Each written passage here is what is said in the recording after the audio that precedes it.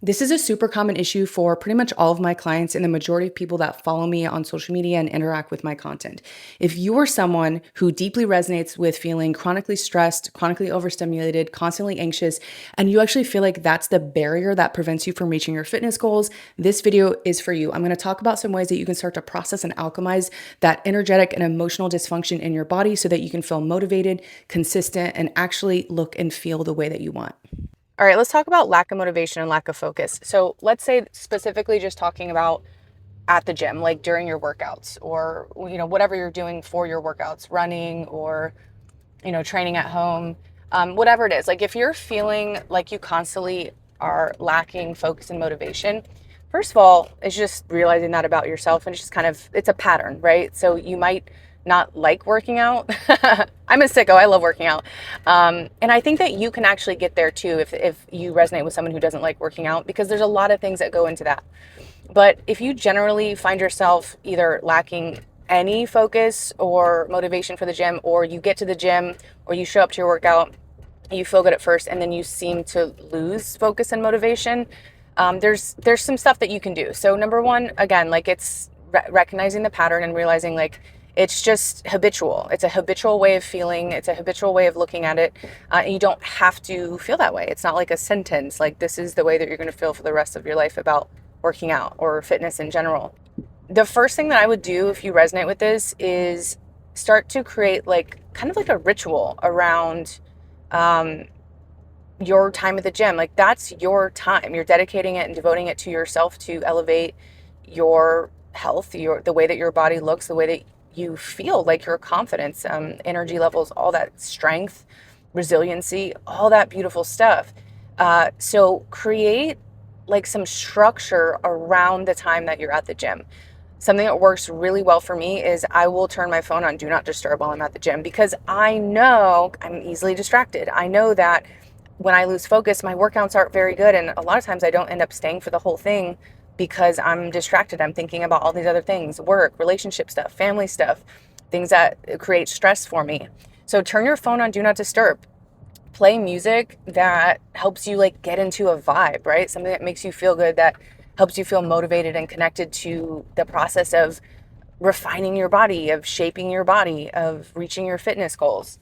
Another thing that you can do, like if you have a family or a partner, you can start to create expectations around the time that you are dedicating for your fitness goals, like your gym time. Maybe you have a 9 to 5 or you have kind of like a random work schedule. If you every single week, let's say it's Sunday night, sit down and you carve out the time frame that you're going to dedicate for your fitness and your body goals. I go to the gym 5 days a week. Let's say your goal is to go 4 or 5 days a week. You actually sit down, you look at your work schedule, your obligations to your family, the time that you want to spend with your partner, all the things that you have to do in a week. And before the week even starts, you carve out that time. And it sounds really simple, but a lot of people don't do this because number one, they don't even feel connected to their fitness process or their workouts, because it's kind of like this pattern of like, oh, I'm just unmotivated or I'm not focused. This is actually where you can start to cultivate that different relationship with the gym, with working on your body. Another thing to remember is that your time at the gym, not only is it like the time that you're dedicating and devoting to you, but it's also about being really present with your body and not just like thinking about all the other things that you have to do or the things that you might be self-conscious about or, what you're eating for dinner that night. It's like when you're at the gym, treat it like, okay, this is the time that I'm dedicating to myself to be super present in my body. A lot of people don't want to be present in their body because they have pain or anxiety or, stored trauma. And it can feel uncomfortable. But if you make that conscious effort to, let's say, for example, you are doing bicep curls and you really want to be connected to your body, really present with your body, you bring your mind, your thoughts, your awareness all the way down into your bicep. You feel every rep, you feel your muscle contracting. So this deepens your mind-body connection. That's a muscle, like your mind-body connection. You build it through practice, consistency, and repetition. And then you're also really connecting to what is present in your body. Again, if you have pain, tension, trauma, anxiety, the more that you practice this, the better you get at understanding yourself and being able to instinctually connect to your body.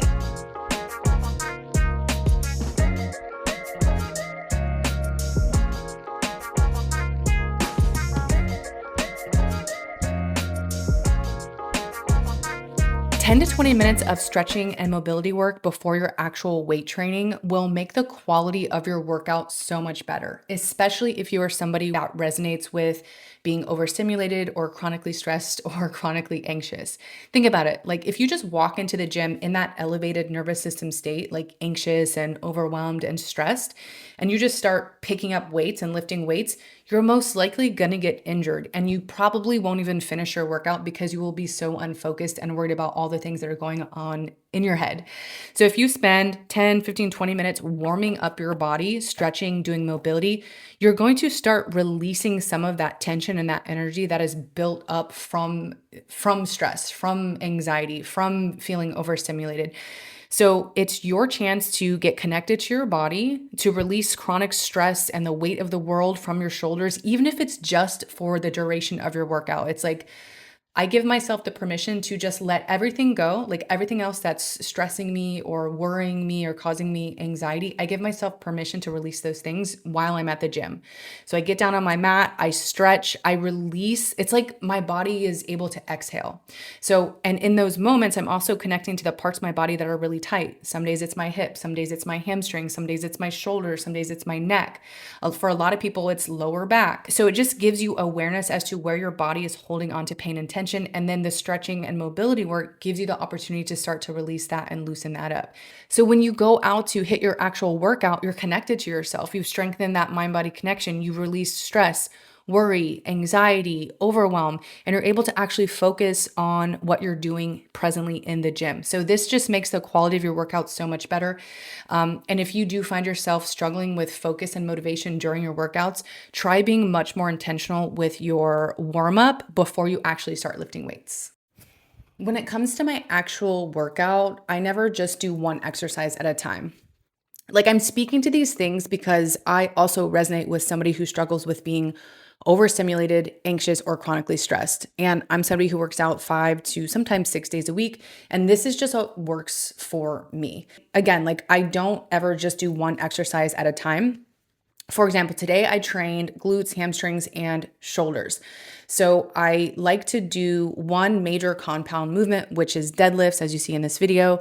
And then I paired that with good mornings with just the bar and overhead shoulder presses going to the front and the back. So my major lift was the deadlifts, but I still stayed moving in between my sets of deadlifts and I was working on my lower back strength and my shoulders. The reason that I do this, like, I don't know why I started doing this or if this was just like intuitive, but I noticed that when I would take a lot of rest in between my sets, I would get distracted and I would start to not be as connected to my workout. I also don't like talking to a bunch of people in between my sets. So I think maybe it was like a coping mechanism at first to not have to talk to people. Like if I'm always moving, no one's going to interrupt me. But it like I know myself. So if I'm not like fully connected to my workout and I'm just like not consistently moving, I will lose focus and the quality of my workout isn't as good as it normally is. Because I train this way, I really only spend about 45 minutes actually lifting weights, but I push myself really hard within that 45 minutes. So this is just what works for me. I do lift heavy and I don't give myself that much rest in between. I'm not maxing out, like I'm not in that era of my life anymore. When I was much younger, I used to lift a lot heavier. But now my goal is to still build muscle and maintain the muscularity that I do have and stay lean. So I find that if I'm doing 2, 3, sometimes 4 exercises in like kind of like a circuit style, I get the most out of it.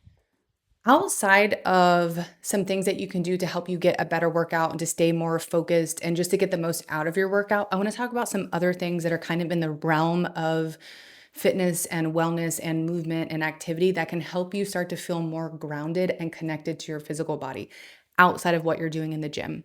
So again, if you resonate with being chronically stressed, overstimulated, highly anxious, this is about your nervous system. You might be stuck in an operating pattern that is go, go, go, or you constantly feel like you have to be proving yourself to be worthy or to be successful or to, move up in the corporate ladder or to grow your business or whatever stress or pressure that you feel.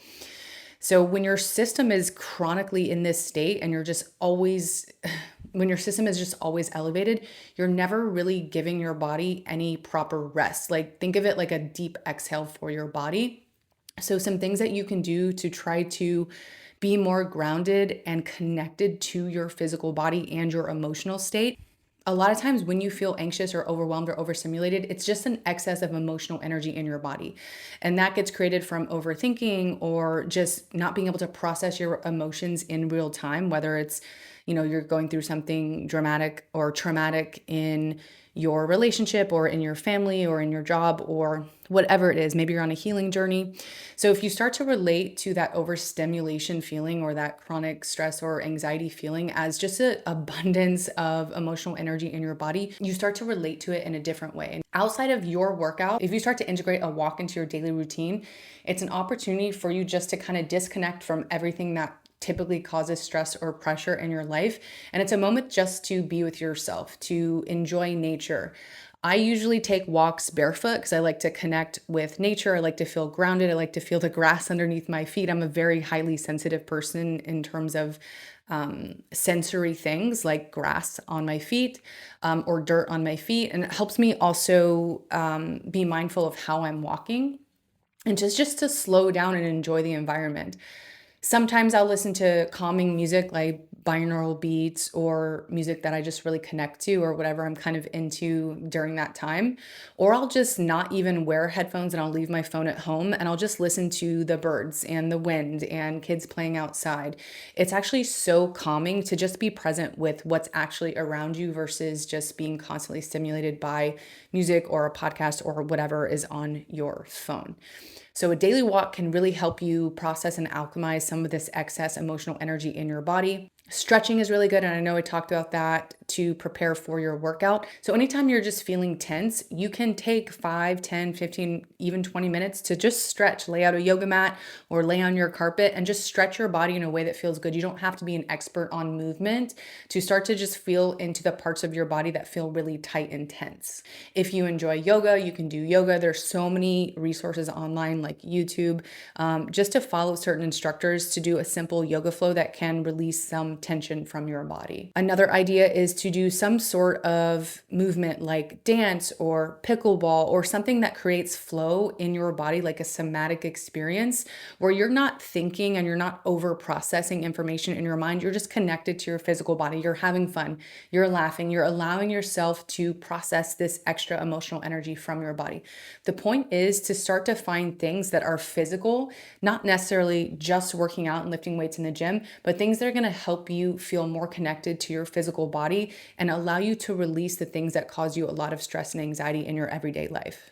Look, I know we're talking a lot about how to actually get physical, tangible results from your workouts, especially if you struggle with consistency, motivation, lacking focus while you're at the gym. But ultimately, having a high level of stress, anxiety, or just constantly feeling overstimulated is there's a deeper issue, right? And that's why I'm speaking to a lot of these things that can help regulate your nervous system and help you feel more calm and grounded and connected to your body. But ultimately, these feelings of like being dysregulated from the way that you would normally like to feel are just signals that there's something deeper. Like there's something that needs your attention, whether it's like emotional trauma that happened to you when you were a child or a painful emotional dynamic that has taken place over a lot of your life in intimate relationships or friendships. It could really be anything. So I can only speak to this because and I talk about this all the time in a lot of my now long form content and my short form content is that in 2018, about 8 years ago, I was really struggling. I was like at rock bottom emotionally, mentally. I felt like it physically, I was overweight. I was having panic attacks. I just had all these health issues. I was starting to really struggle in business. I had just gone through my first divorce. I was struggling with alcohol. And I was drinking because I was trying to mask these symptoms of this extreme emotional dysregulation. And I didn't know how to deal with it. And, I went to therapy and I started learning more about myself. I started reading a lot of things that could help me open my mind. And I started exploring like different healing modalities. And ultimately, each thing that I did led me closer to understanding myself in a deeper way and healing. But when I really started to notice a big transformation was when I started working with my body, like in a somatic way. When I started focusing on breathing and being present and noticing where I hold pain and tension in my body or where anxiety shows up in my physical body. because they're all signals to you in terms of how it can help you find help. Whether you hire a coach, a mentor, a healer, you go to therapy, you start doing yoga, you learn about fascia. That's the path I went down. I started learning about fascia, which is your connective tissue, and your fascia holds your entire body together, like your muscles, bones, organs, and your nervous system runs through your fascia. And so when you start working with your body in a way that is leading you to kind of reprogram your nervous system and your like emotional reactions and the things that give you anxiety, you start to understand how it's all connected, how your mind is your body is your mind. All this to say, I really want you to be able to feel like you're capable of accomplishing your fitness and body goals and to feel confident in the way that you show up in the world.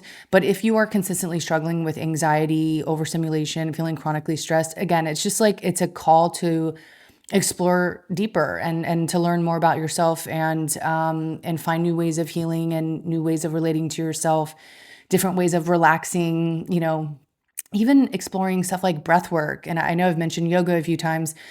I practice a movement system that is based on being able to engage and release my fascia. And that has really transformed my life because I noticed that when I'm able to release this like emotional energy from my body, it no longer influences my thoughts and keeps me in this elevated state. And it really has transformed the quality of my life.